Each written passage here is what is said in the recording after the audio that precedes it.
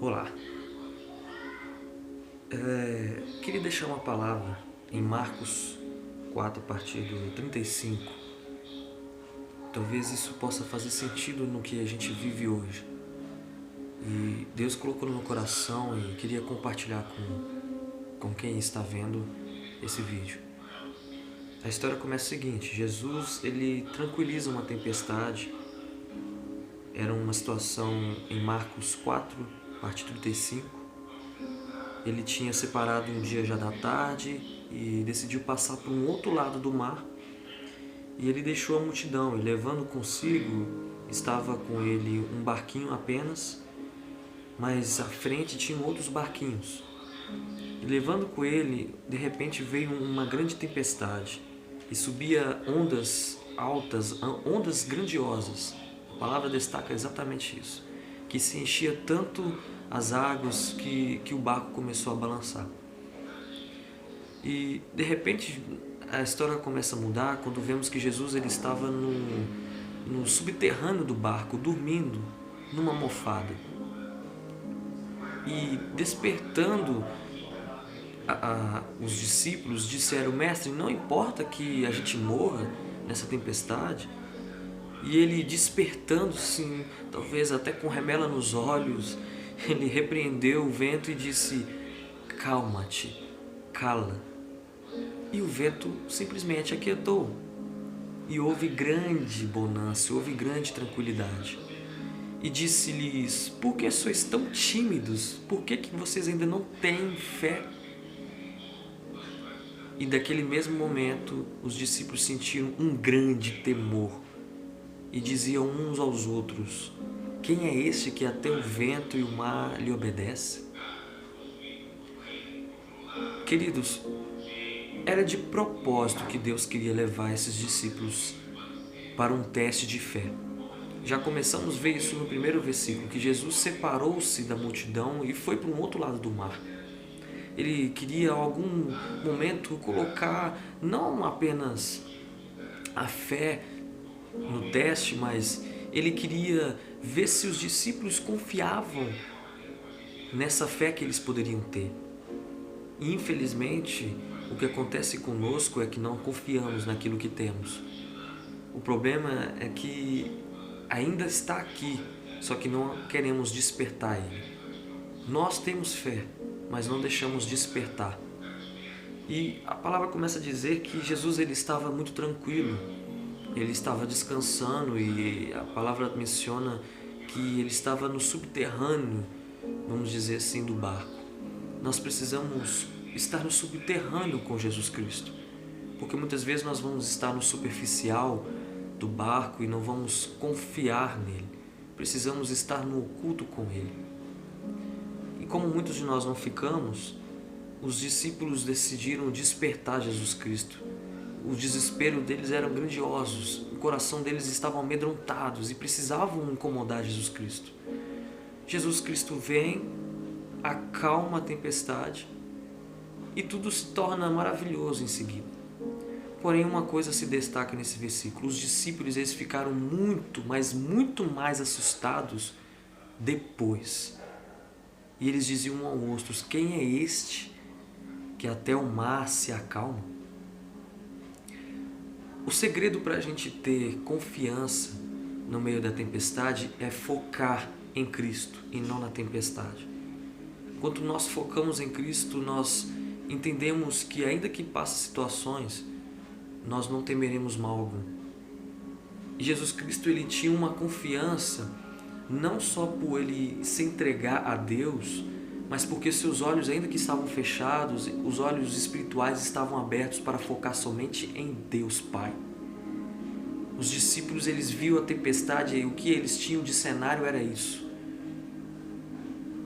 Só que Jesus aparece e apazigua a tempestade e coloca uma oportunidade para que eles pudessem testar a fé. Se eles entregassem os seus olhos, o foco em Cristo, se eles se entregassem o foco em Deus Pai, como Jesus Cristo fez, a tempestade seria o de menos, a tempestade interior deles teriam acalmado. E o desespero, por mais que o cenário o desespero interior é pior do que o exterior. Mas quando nós entendemos que Jesus Cristo ele resolve nossos problemas, uma coisa fica interessante a perceber.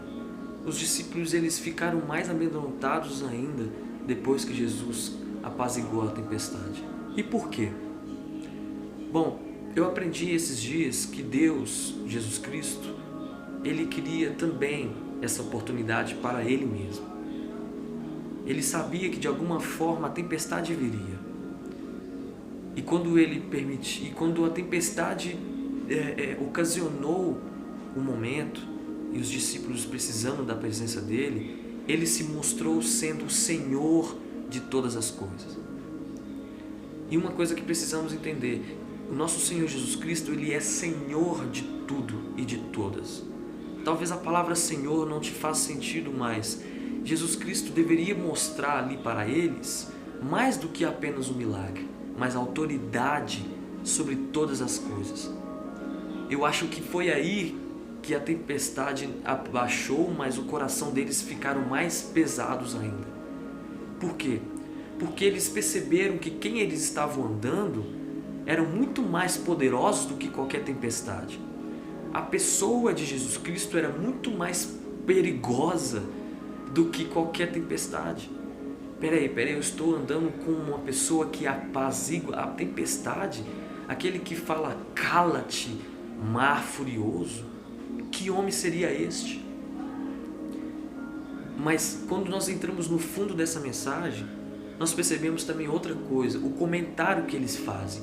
Quem é este que apazigua a tempestade? Quem é este homem? Se este homem ele é o Senhor, o que ele pode fazer ainda mais sendo o Senhor? Eu acho que é aí que a tempestade interior começa na vida desses discípulos. Sabe por quê? Se Jesus te ama, como Ele realmente te ama, Ele vai te dar a oportunidade de você passar por tempestades.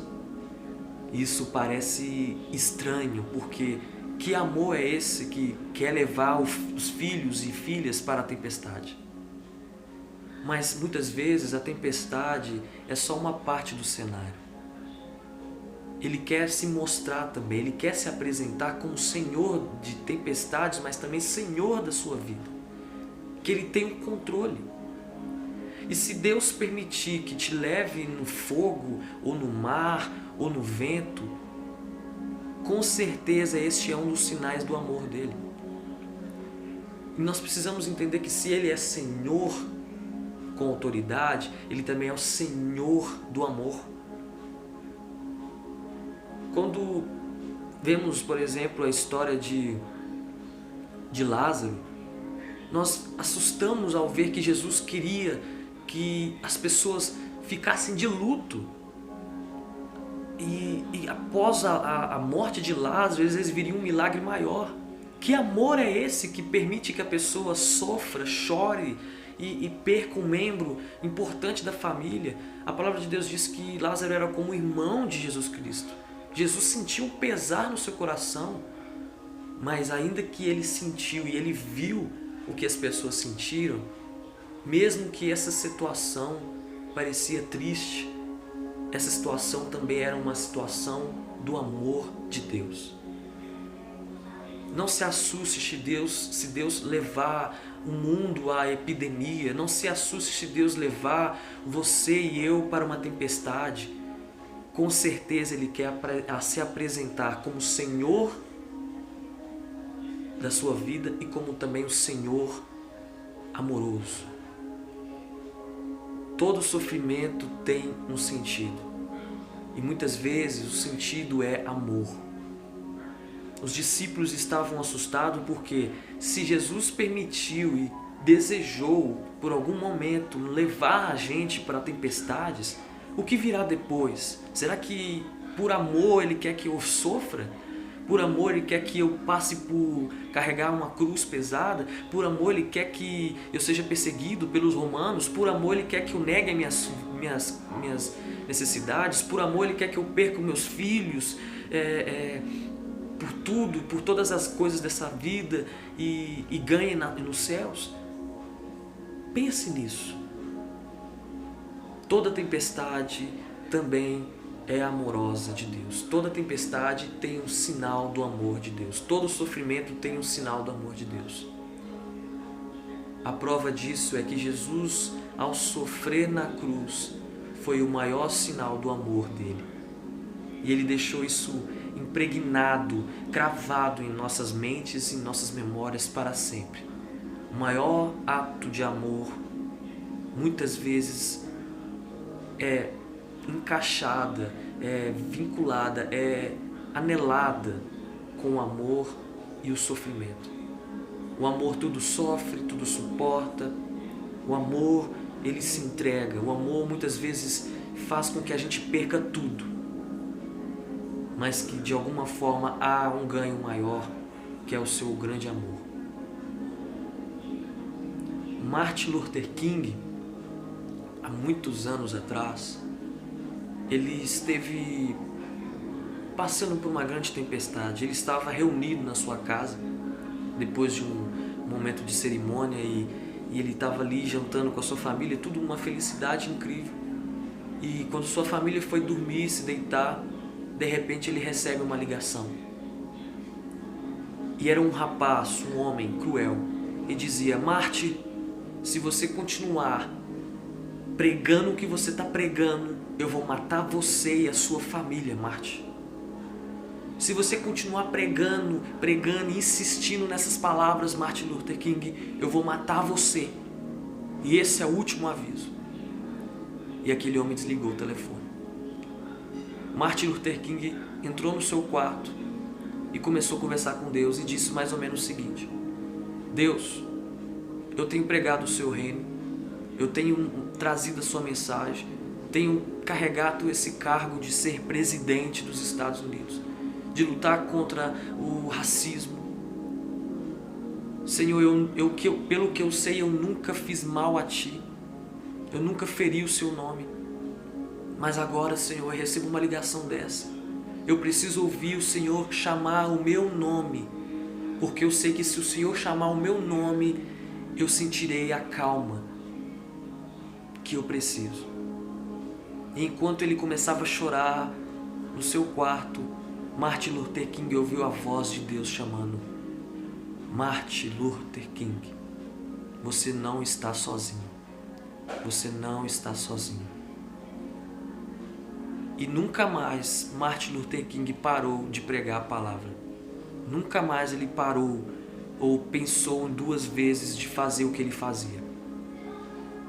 Quantas vezes precisamos receber situações como essas para acreditar que Jesus Cristo nos ama? Eu sei que não precisamos, mas se for necessário, acredite, Ele te ama. E se acontecer uma oportunidade de você passar, como nós brasileiros e nações estamos passando, por uma grande epidemia, ainda que uma tempestade é um cenário horrendo, saiba que existe um amor encravado no meio de toda dor. Existe uma mensagem por trás de todo o sofrimento. E a mensagem é que Ele te ama, é que Ele te ama, e que Ele chama o seu nome, Ele chama o seu nome pelo seu nome, pela sua identidade. Ele te conhece. Não olhe para a tempestade, olhe para a cruz, olhe para Cristo. Não enxergue esse cenário, não apague da sua memória qualquer imagem distorcida que você possa enxergar que Deus não habita no sofrimento. Tire toda a venda que faz você não enxergar que Deus está no meio do sofrimento. Ele mostra o seu amor nos momentos mais difíceis de nossas vidas. Porque muitas vezes uma mensagem do amor, ela é mais efetiva quando nós estamos sensíveis a este ponto. Amém? Eu gostaria de encorajar você a colocar uma oração pronta para te fortalecer, pedindo a Deus: Senhor, acalma a tempestade da minha alma, pois eu preciso confiar que o Senhor me ama. neste momento.